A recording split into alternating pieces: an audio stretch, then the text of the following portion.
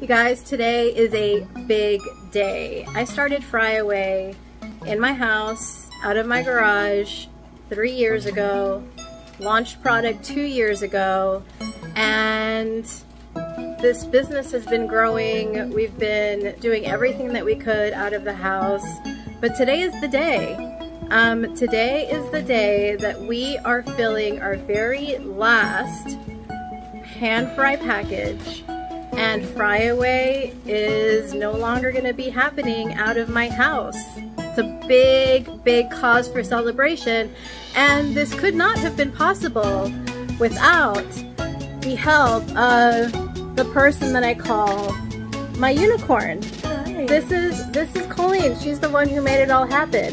And so today we're going to ceremoniously seal our last package. Take a look. Here we go. It's the last one. Woo-hoo! There she goes.